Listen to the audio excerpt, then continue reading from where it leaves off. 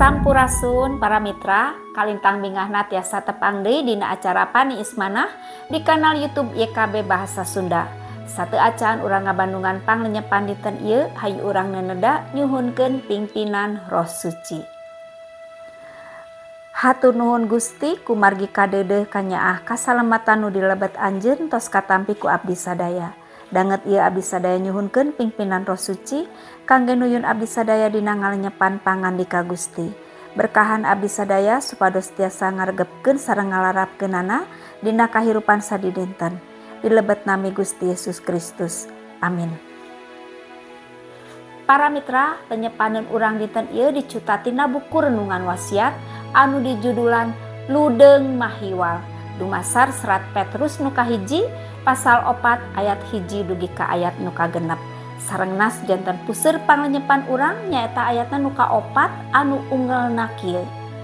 Jalma-jalma anu teu baroga Allah tangtu hareraneun pedah aranjeun geus henteu cara marenehna deui anu hirupna ngancrud sakarep-karep tuluy bae ngaharina.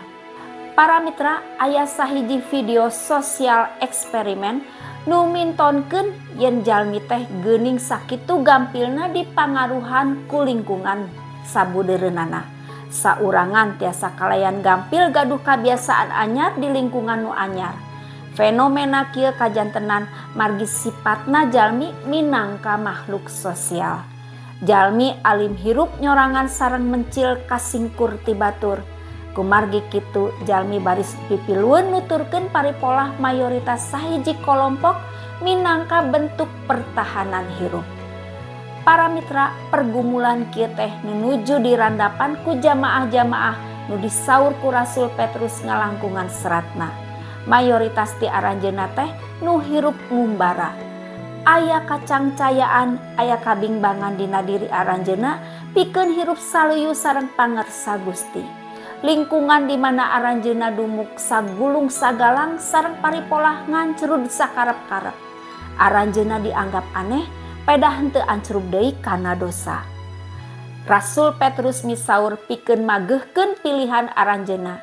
Janten jalmi nu anut ka Gusti Yesus Kristus memang nungtut kaludeung mahiwal mintonkeun nu benten di tengahing dunya.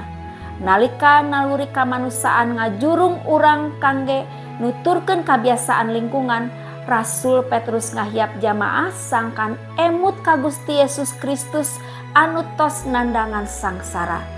Geuning urang teh teu nyorangan, aya Gusti Yesus Kristus anu parantos janten tuladan nu ngabentenkeun di tengahing dunya.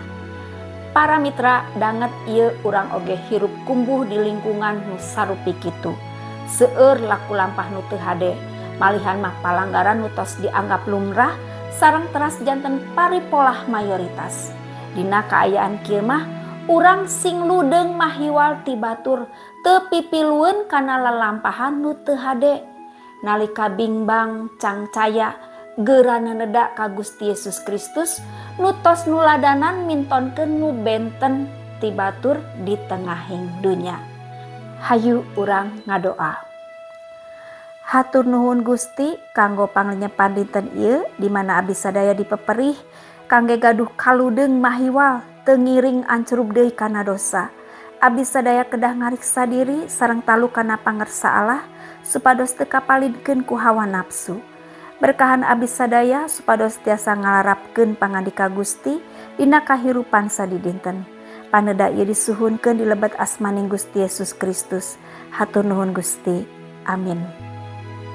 Para mitra, rupina sakitu anu kapihatur panglenyepan dinten ieu, pamugi tiasa janten berkah kanggo urang sadayana. Ulah hilap, subscribe, like sareng bagikeun kanu sanes. Margi ku cara kitu, para mitra tos ulu biung ngamasurkeun Injil kasalamatan sasarengan YKB. Gusti Yesus ngaberkahan. Cark heula.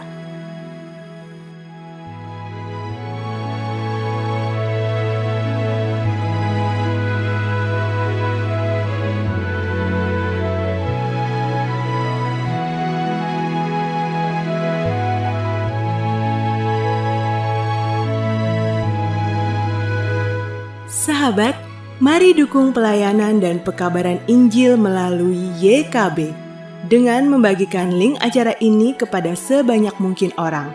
Dukungan juga dapat saudara lakukan dengan mentransfer dukungan finansial ke rekening BCA ke nomor 450 305 2990 450 305 2990 atas nama Yayasan Komunikasi Bersama.